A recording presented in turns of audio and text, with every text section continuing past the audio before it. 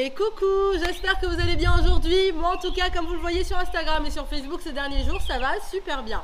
D'ailleurs, pour ceux qui ne me suivent pas sur Insta, je vous invite à venir, à vous abonner à ma page Instagram. Il se passe pas mal de choses assez sympas. Je vous montre un petit peu de tout. Je vous partage des petites, des petites informations que je donne pas forcément ici dans les vidéos. Aujourd'hui, on va parler d'un sujet qui m'a été inspiré par mes séances avec mes patients. Il y a pas mal de petites choses comme ça que des fois j'entends en séance et je me dis mais ce serait bien d'en faire une vidéo quand même, ça peut être intéressant, surtout que là c'est assez récurrent en ce moment. J'ai beaucoup de patients qui viennent me voir pour ce souci là, donc je pense que c'est important d'en parler. D'ailleurs, je vous le dis d'avance, je sais pas du tout ce que va donner cette vidéo. C'est la première fois que je teste ce nouveau matos caméra. Là, j'ai vraiment un nouveau matériel de tournage. Je sais pas du tout ce que ça va donner. C'est du total test aujourd'hui. En plus, là, au niveau... Oula, qu'est-ce que c'est? Oh, bon sang, c'est pas vrai.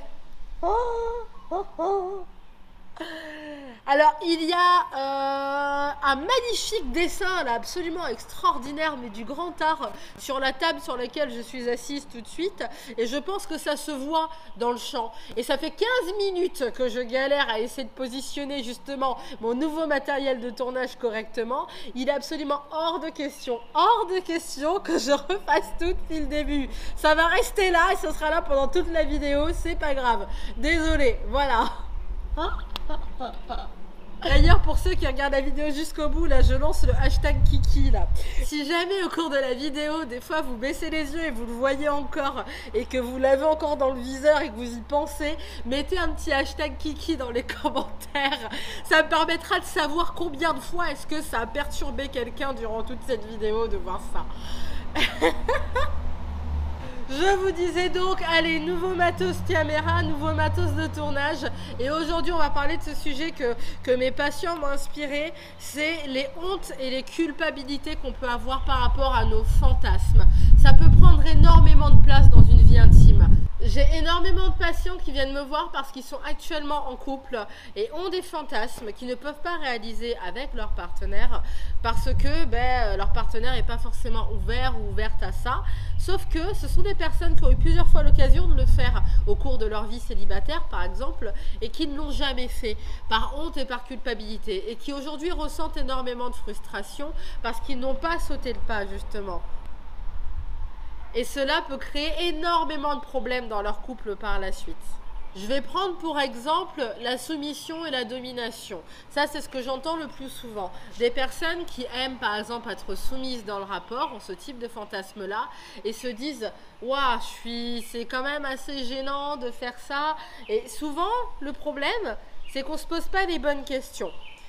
La première chose qu'on se dit, c'est est-ce que c'est bien, est-ce que c'est mal, est-ce que c'est sain? Sauf qu'en fait, il faut se poser la bonne question. Ne pas se dire est-ce que c'est bien ou est-ce que c'est mal, mais se dire est-ce que je fais du mal à quelqu'un?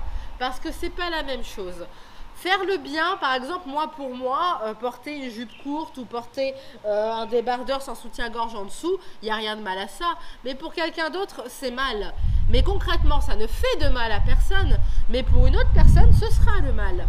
Mais concrètement, dans ton fantasme, si lors de ce fantasme-là, tu fais du mal à quelqu'un, mais du mal à quelqu'un qui n'est pas consentant, je précise bien, parce qu'évidemment, dans les rapports de domination et de soumission, que ce soit physique ou psychologique, des fois, oui, on peut faire du mal à sa partenaire. Mais le mal qu'on lui fait, c'est un mal qui a été demandé, qui a été accepté. La personne est volontaire pour ça, la personne est consentante pour ça, parce que ça lui apporte un certain plaisir. Là, c'est pas la même chose. Mais souvent, les personnes qui se posent ces questions et qui se disent est-ce que c'est bien, est-ce que c'est mal, c'est par exemple ce que j'ai eu très souvent au cours de cette année et l'année précédente également. Ce sont des hommes qui, eux, sont plutôt dans le jeu de soumission avec une partenaire, mais qui sont eux-mêmes soumis à cette femme-là. Et assez souvent, ces hommes vont se poser cette question, se dire attends, est-ce que je suis normal ?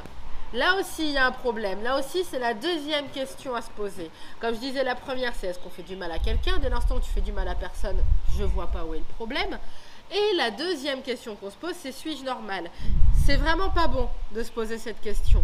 Et moi, je vais y répondre aujourd'hui. Je vais te donner la réponse. En réalité, tu ne te demandes pas vraiment si tu es normal, parce que si tu regardes bien dans tout ce que tu fais, dans tous tes actes du quotidien, il y a certaines choses qui ne rentrent pas dans la normalité, il y a certaines choses qui ne rentrent pas dans les cases, dans tout ce que tu fais au quotidien. Il y a forcément des choses qui ne rentrent pas dans les cases. Mais en réel, ce que tu te demandes, c'est suis-je comme la personne à côté? C'est souvent la réelle question qu'on se pose. Est-ce que je suis comme mon voisin? Est-ce que je suis comme ma voisine? En réalité, on se compare aux autres. C'est comme une femme qui, par exemple, va avoir du poids en trop et va être un petit peu gênée en regardant la femme d'à côté qui, elle, est toute fine, bien faite et tout, avec la taille bien marquée. Et elle se dit, ouais, mais attends, regarde, j'ai un corps, voilà, je suis toute grasse, elle au moins, elle est jolie, elle au moins, elle a un joli corps. Mais qui te dit que cette femme qui est à côté de toi ne se dit pas « Waouh, elle au moins, elle a un joli nez, elle a un nez bien droit, bien nickel, moi j'ai le nez plat, c'est pas joli, j'aimerais bien être comme elle. » En réalité, quand tu te regardes dans le miroir et que tu te trouves des complexes, sache que la femme qui est à côté de toi se trouve aussi des complexes quand elle se regarde dans le miroir. Donc en réalité, se comparer ne sert à rien parce que tu ne sais pas ce qui se passe réellement chez les autres. Eh bien, c'est la même chose à ce niveau-là. Par exemple, moi je le vois dans mon métier. Je le vois dans mon travail, je vois des choses que beaucoup de personnes ne voient pas. Comme par exemple la personne que tu vas observer là, qui est bien propre sur elle, bien clean, nickel, qui s'habille bien, qui a l'air vraiment d'être dans les cases, dans la norme, et il n'y a pas de problème, en réalité va avoir des fantasmes d'une perversion inimaginable. Et ce ne seront peut-être pas que des fantasmes, la personne va agir et le faire véritablement. Et ça, tu n'en sais rien. Moi, je le vois dans mon métier, je le vois tous les jours. Donc du coup, je sais que oui, c'est pas parce que d'apparence, c'est pas parce que la façade nous montre quelque chose qu'à l'intérieur c'est exactement la même chose. Non, non, non, non, non. C'est pour ça que se comparer, comme je disais, ne sert à rien parce que tu ne sais pas. Donc en réalité, tu ne te dis pas suis-je normal, tu te dis suis-je comme ça ce que je vois, suis-je comme l'image que j'ai en face de moi, la façade de toutes les autres personnes qui m'entourent. Mais non, non, non. À l'intérieur, au fond d'elles, dans leur imaginaire ou dans leur réalité, elles ont peut-être des choses bien plus perverses que toi au niveau de leurs fantasmes ou au niveau de leurs actions, au niveau de leurs pratiques. Le réel problème, c'est ça, c'est le fait de se comparer. C'est ça ton problème. Dès l'instant où tu prends conscience de ça, ça change absolument tout. Et souvent, les personnes qui commencent à se dire « suis-je normal ?» et qui commencent à se poser des questions, ce sont celles qui commencent enfin à agir. Ce sont celles qui ont eu des fantasmes et qui commencent à vouloir le faire ou qui commencent enfin à le faire. Ou qui le font depuis quelque temps et se disent « Attends, je suis en train de le faire là, je suis en train de le faire ». Et c'est là qu'il y a tout un processus de remise en question créé par la culpabilité d'avoir agi ou d'avoir pensé agir. Le moment le plus compliqué en général, c'est le moment où on commence enfin à s'assumer. C'est le moment où on commence enfin à se dire « Allez, je vais le faire. Allez, je vais agir. Allez, je vais changer les choses. » Le moment où on va enfin agir, c'est ce moment-là où on va commencer à se poser des questions, à se demander si on est normal, à se demander si ce qu'on fait est normal. Et c'est à ce moment-là que les choses deviennent un problème.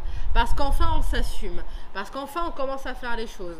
Donc on se questionne, donc on culpabilise. Car ce qui se passe maintenant, c'est que ce que les autres ont envie de faire, les fantasmes des autres qui restent dans leur imagination, deviennent réalité pour toi. Dès l'instant où ça devient réalité pour toi, là tu commences à te poser des questions. Mais pour quelqu'un pour qui ça reste uniquement un fantasme, c'est clairement différent. Parce que pour quelqu'un pour qui ça reste un fantasme, cette personne ne va pas se poser ces questions. Ça ne va pas du tout lui traverser l'esprit. Elle n'aura pas toutes ces questions existentielles de est-ce que c'est normal, est-ce que c'est pas normal. Parce que de toute manière, elle n'agit pas, elle ne le fait pas. Ce n'est qu'en pensée. Donc dès l'instant où on ne le fait pas, on ne se traumatise pas, on se retourne pas le cerveau comme ça, comme lorsqu'on agit. Donc, dis-toi que toi, de ton côté, pendant que tu es en train d'agir et que tu fais du mal à personne et que tu es tout simplement en train d'apprécier ce que tu fais, il y a d'autres personnes à côté qui peut-être ressentent énormément de frustration, qui ne se posent pas les mêmes questions que toi parce qu'elles n'agissent pas, mais par contre, elles ont la frustration, tandis que toi, tu as la liberté d'avoir agi. Tu as ta liberté totale et tu fais la chose et tu kiffes et tu te lâches. C'est la seule différence en réalité. C'est la seule différence qu'il y a. Après, certaines personnes se persuadent que tout va bien et qu'il n'y a pas de problème et qu'elles vivent très bien avec ce fantasme-là et que tant pis si ça ne se réalise jamais. Mais au final, non, au final, voilà. Après, c'est bien d'avoir des fantasmes aussi qui ne se réaliseront jamais. Hein. Il y a certains fantasmes qui sont un peu extrêmes, un peu compliquées, et il y a certaines choses qu'on garde toute notre vie comme étant des fantasmes. Et ensuite, il y en a d'autres qui restent quand même des fantasmes légers, et c'est vraiment dommage de ne pas les réaliser. Mais certaines personnes se persuadent, se disent, bon allez, moi je vais rester dans quelque chose de tranquille, de calme, de tout doux, au niveau de mon intimité, et rester dans du classique et ne jamais réaliser mes fantasmes. Et puis un jour, 10, 20 ans, 30 ans plus tard, il y a une frustration énorme qui s'installe. Et là, c'est juste horrible lorsqu'au final, on est en couple. Parce que j'en ai beaucoup de patients qui sont en couple aujourd'hui et qui se disent « Waouh, j'ai pas réalisé mes fantasmes » et il y a de la frustration qui se crée et ça crée des problèmes dans le couple. Parce que lorsqu'ils étaient célibataires, ils avaient justement ces pensées-là en disant « Waouh, j'aimerais bien faire ça, mais j'ai honte, mais je culpabilise, donc je n'ose pas, donc je ne le fais pas. » Voilà où ça nous mène justement, de ne pas agir, de ne pas faire tout simplement ce qu'on a envie de faire. Après, certaines personnes veulent simplement que ça reste un fantasme. Certaines personnes veulent que ça reste comme ça et c'est un choix. Et elles font absolument ce qu'elles veulent. Et certaines personnes vont se dire, attends, moi j'ai peur d'être déçue. Si ça se trouve, je vais pas aimer, ça se trouve, je vais pas apprécier. Donc, ouais, j'ai peur de la déception. Donc, j'ose pas le faire parce que voilà, on sait jamais. Il y a vraiment de tout. Il y en a qui choisissent vraiment de le garder comme tel. Non pas parce qu'elles se forcent, non pas parce qu'elles n'ont pas le choix, non pas parce qu'elles sont résignées justement à garder ça comme un fantasme, mais juste parce qu'elles ont envie que ça reste un fantasme, parce qu'elles apprécient ça en tant que tel. Ça aussi, c'est une question à se poser. Est-ce que tu veux vraiment que ça reste un fantasme parce que tu le préfères comme ça, ou est-ce que tu te résignes par impossibilité de le faire ou par peur de franchir ce pas justement, parce qu'il y a la honte, parce qu'il y a la culpabilité, parce qu'il y a l'inquiétude, parce qu'il y a la peur, tout simplement.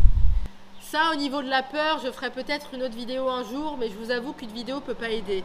Là, ça demande vraiment séance, ça demande vraiment suivi pour régler justement les problèmes de peur liés à l'intimité. Ça, oui, ça demande vraiment des séances. On ne peut pas, comme ça, en regardant une vidéo, régler le souci. Ça, c'est pas possible. Donc, si jamais tu as certaines peurs, si jamais tu as certains problèmes dans ton intimité, certains problèmes au niveau de la confiance en toi, par exemple, oui, tu peux venir me voir, possiblement. Je vous mettrai le lien de mon site internet en barre d'infos et là oui vous pouvez venir me voir et il n'y a pas de souci, on essaiera de régler le problème ensemble. Mais voilà, c'est concrètement là au niveau de la culpabilité, au niveau de la honte, il y a ces solutions que je vous donne aujourd'hui, se poser les bonnes questions tout simplement, mais au niveau de la peur il faut bosser. Et il faut bosser avec les bonnes clés, il faut bosser avec quelqu'un qui peut nous guider pour régler ce souci-là. Donc moi par exemple, voilà, tout simplement. Le problème avec la honte et la culpabilité, c'est qu'ils vont créer vraiment une situation d'anti-auto-guérison en fait. Voilà, donc ils vont créer une espèce de barrière qui fait que quoi qu'il arrive, vous ne pourrez jamais avancer. Ils vont tout stopper. Voilà, donc tu te dis, j'ai honte, je culpabilise, mais un jour j'y arriverai peut-être. Mais dès l'instant où tu n'as pas effacé cette honte et cette culpabilité, par exemple avec les clés que je viens de te donner, avec ces questions-là, ça reste des barrières, elles sont là, elles sont présentes et elles ne disparaissent jamais en fait, elles ne disparaissent jamais. C'est pour ça que c'est important de se poser ces questions-là.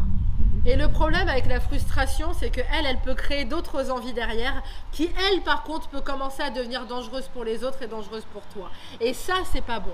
Le fait de se frustrer, de s'empêcher de faire des choses, ça, c'est juste horrible. Parce que tu cogites et du coup, ça crée d'autres choses dans ton imagination. Ça crée d'autres éléments et qui, eux, peuvent être problématiques. C'est pour ça que lorsque tu as un fantasme qui n'est dangereux pour personne, fais-le avant que ça devienne un autre fantasme qui lui devient dangereux parce qu'il y a eu la frustration du premier fantasme qui était là et qui n'était pas du tout un problème. Parce que je vous jure que ça, je le vois tout le temps. J'ai des hommes et des femmes qui aujourd'hui sont dangereux vraiment pour les autres parce que ils sont allés à l'encontre, ils ont bloqué, ils ont stoppé face à leur fantasme, ils se sont dit non, c'est pas normal pendant des années et ça a créé autre chose de vraiment néfaste, de vraiment malsain après. Alors que ceux qui réalisent, ils sont bien, ils sont libres, ils sont heureux, ils l'ont fait, ils sont contents et en fait, ça ne crée pas encore d'autres choses. Que souvent on se pose cette question-là aussi, on se dit peut-être que le fait de le faire, ça va te donner envie de faire encore d'autres trucs encore pires. Mais non, c'est le fait de ne pas le faire en réalité. Parce que la frustration, ça peut engendrer de la colère, ça peut engendrer de la rancœur. Et c'est là qu'après aussi, il y a des soucis dans les couples. Hein, comme je le disais tout à l'heure, c'est là que ça crée pas mal de problèmes dans les couples. Lorsqu'il y a cette sensation de colère, cette sensation de frustration, cette sensation de rancœur. Et ça commence à créer vraiment du conflit, à buter comme ça dans le couple. Et on rentre vraiment dans un conflit pas bon en fait. Et c'est là que parfois, il y a infidélité, des choses comme ça. Et c'est pas bon, c'est vraiment pas bon. Donc toi qui me regardes, si tu es célibataire, lâche-toi, fais ton truc, ne te pose pas de questions, profites-en, parce que c'est pas une fois que tu seras en couple et que tu seras avec quelqu'un qui n'a pas forcément envie de le faire que tu vas pouvoir le faire. Là, ce sera trop tard. Donc fais-le, fonce, lâche-toi, fais ce que tu as envie de faire. Et si vous êtes en couple et que vous avez aussi des fantasmes, parlez-en à votre partenaire, parlez-en au moins, parce que vous ne savez pas ce qui se passe dans sa tête. Peut-être qu'il a envie, peut-être qu'il n'a pas envie, vous ne pouvez pas savoir. Là, au moins, vous avez la réponse à votre question. La personne vous dira oui ou vous dira non. Et si la personne vous dit oui, c'est encore mieux, c'est génial, vous pouvez partager quelque chose ensemble. Et si vous êtes un couple et que vous avez envie de faire des choses et que tous les deux ensemble, vous êtes en train de vous dire mais c'est pas bien, c'est pas ça, vraiment réfléchissez à tout ce que je vous ai dit dans cette vidéo et vous allez comprendre que ben non, faut se lâcher, faut être libre, c'est la base. Dans la vie, il faut apprendre à faire ce qu'on veut quand on le peut. Parce que malheureusement aujourd'hui, surtout avec le contexte actuel, c'est très compliqué de pouvoir faire ce qu'on veut en fait. On nous bloque tout, on ne peut plus rien faire. Tu vas aller faire ça, tu peux pas. Tu veux faire ça, tu peux pas. Et ça, tu peux pas. On ne peut pas faire ce qu'on veut. Donc quand on a certaines choses qu'on peut encore faire, certaines choses qu'on a envie de faire, qu'on a la possibilité, que concrètement, il n'y a rien qui nous bloque, il faut le faire. Fais-le, fonce, lâche-toi, kiffe, sois libre, aime la vie et fais ce que tu veux, merde. Voilà pour la petite vidéo sur la honte, sur la culpabilité, sur nos fantasmes. En tout cas, n'hésitez surtout pas à mettre un petit pouce, à liker la vidéo si elle vous a plu, c'est très important. Pour moi, ça me permet de savoir ce qui vous plaît, ce qui vous plaît pas dans mes vidéos, pour pouvoir continuer à vous faire du contenu de qualité tout simplement. Je vous invite aussi à aller faire un petit tour sur mon Insta. Je vous invite aussi à vous abonner si ce n'est pas déjà fait. Et aussi, petite information, comme pour ceux qui le savent, hein, comme vous le savez, ceux qui me suivent depuis un petit moment, vous savez que moi j'ai mis un petit peu de côté ma vie professionnelle, donc je travaille moins au niveau de ma vie professionnelle pour me permettre d'être plus présente sur YouTube, pour vous faire plus de vidéos et plus de contenu, parce que sur YouTube mes vidéos sont démonétisées. Même s'il y a de la pub, ça ne veut pas dire que c'est monétisé. Des fois il y a de la pub, mais en fait c'est démonétisé. Bah ouais, c'est comme ça, on n'y est pour rien, les youtubeurs, on n'a pas toujours le choix. Des fois on l'a, des fois on l'a pas. Mais si jamais vraiment mes vidéos vous plaisent, si la chaîne vous plaît, si vous avez envie de continuer à suivre un petit peu tous mes petits conseils que je peux vous donner sur l'intimité, sur la confiance en soi et mes conseils de coaching, je vous invite à faire un tour sur mon compte Tipeee aussi. Ça peut toujours aider, ne serait-ce que allez, 50 centimes par mois ou 1 euro par mois, c'est déjà beaucoup.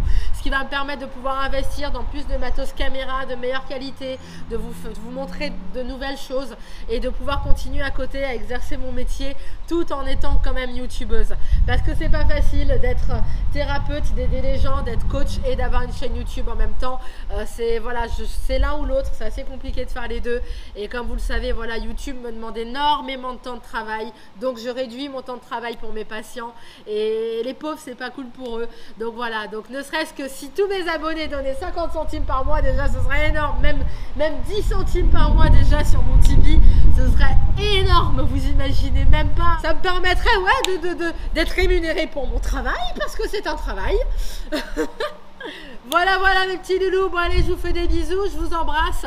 Je vais vite aller attaquer le montage de la vidéo. Et mon chien qui s'enfuit, et reviens là toi. Oh, Gremlins, Mogwai, viens là, merci, ne t'enfuis pas, voyons. C'est parti pour le montage de la vidéo, pour bosser dessus et essayer de vous sortir une vidéo sympathique à partir de ce rush. Allez, je vous fais des bisous, je vous embrasse et je vous dis rendez-vous la semaine prochaine pour une prochaine vidéo. Ciao, ciao.